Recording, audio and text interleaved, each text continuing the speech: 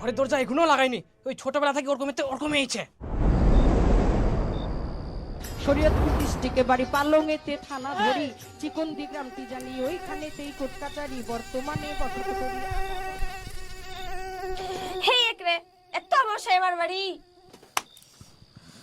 ইস, মোর সুন্দরী বউটার কি হইলতে? মুই তো কইলো না আমি মশার কামড় সহ্য করা পারুনি। শোয়ার পর থেকে মশা খালি ভেন ভেন করতেছে এরকম ঘুম ধরে নাকি? আহা সোনা, গরমের সময় তো একনা মশা থাকিবেই। এঙ্গায় থাক আর দুঙ্গায় থাক, মশাই কিনে রাখবা হবে না? মশারি তো ছে আমার, কিনার কি দরকার? তে ছে তো কই বাক্সের ভিতর ঢুকে রাখিস নাকি? বাক্সের ভিতর কেনা ঢুকাই তুমি? আজ দাদা বাইরে শুতিয়া ওই নিয়া। আচ্ছা দাদা মশারিটা নিয়ে শুতে চার এদিক মে মশার কামড় খাও, মুখ তুই না মশার কামড় খাওয়ার জন্য নিয়ে আসিস? দেখে পাইছ এমনি শরীরে তোমার রক্ত নাই? চুপ চুপ, দাঁড়া নিয়ে আসুন। যা তাড়াতাড়ি নিয়ে আয়। मेरा है ज़माने से अलग रास्ता मुझे भला दुनिया से क्या वास्ता हमसे खफा क्यों। তুই ফেমর মশাইটা খুলাইস কেনে? মুই মুসুরিটো নিজাম, মোর বউটা মশো কামড়া, মুসুরিটো লাগবে মোর। আচ্ছা তে তোর বউটা মশক কামড়াতে কয়েল জ্বালাই দে, মোর মশারি খান খুলাই নিয়ে যাওয়া হবে, মং মশক কামড়াব না। মোর বউটা কইলে গন্ধ সহ্য করতে পারিনি, মোর মুসুরিটোই লাগবে। মশাইটো লাগবে? মশাইটো নিয়ে যালে কি মুই না ঘুমাবো পারিম? কেনে ঘুম পাবার নাই, কোয়েল জ্বালে দে। হ্যাঁ এই না ফাঁকা জায়গাটা কয়েল জ্বালালে কয়েল কাজ করবে। কেনে আবার কাজ করবে না, চারদিকে কোয়েল জ্বালে দে, মশলা দুগড়িতে দিস পাবে না। মাথাত কোনো বুদ্ধি নাই, এই জন্য তুই আজ পর্যন্ত বিয়া করতে পারলুনি। কি হয় কি তোমরা ফের অর্ধেক রাইতে ইলা কিসের কেচার লাগায়ান? দেখ একদিন মোর মশাইটা খুলাই নিয়ে যা। কি রে তুই ফের দীপুর মশাইটা কেনে খুলে নিয়ে যাইস? ওয়াক মশা কামড়াবো নাই? মোর বউটা মশার কামড় সহ্য করতে পারিনি, সেজন্য মুসারিটা নিয়ে যাও।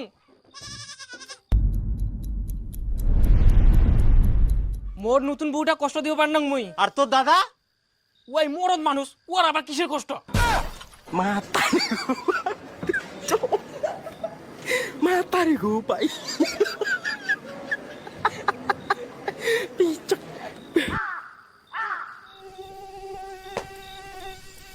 শালা তোর উলা রাগ মশার উপর ঝাড়ি লাভ নাই, সুতি পর ঘুমা। দুয়ার তো লাগবা পারেননি, খবরদার ইতিনা কেউ আসবে না, ফুলকুড়িও আসবে না।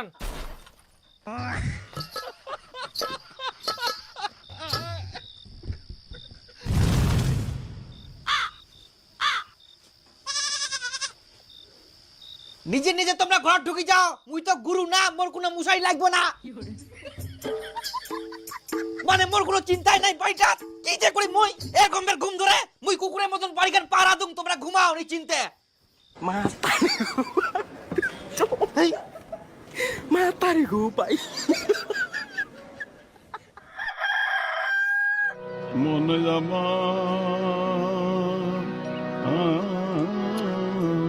হ্যাঁ এটা কোনো ডিমার ভাজা হইল? পাটি সেপ্টার মতন করে, পেঁয়াজ নাই, কাঁচা লঙ্কা নাই, মনে হচ্ছে ডিমাটা মিষ্টি করবে।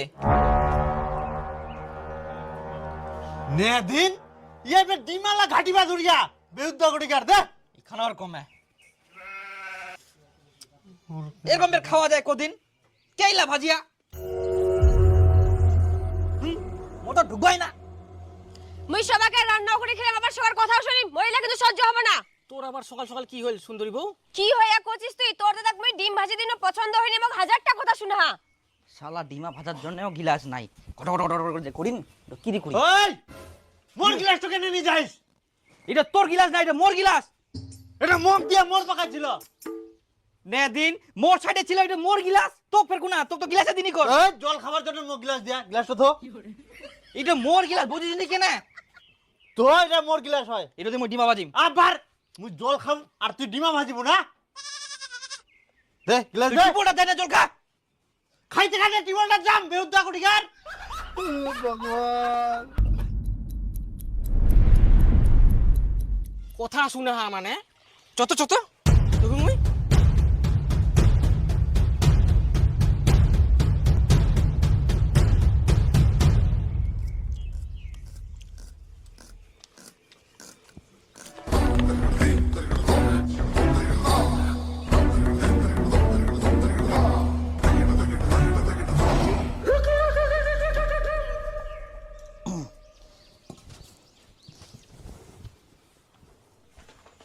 আচ্ছা দাদা তুই এটা কি কাম করিলু?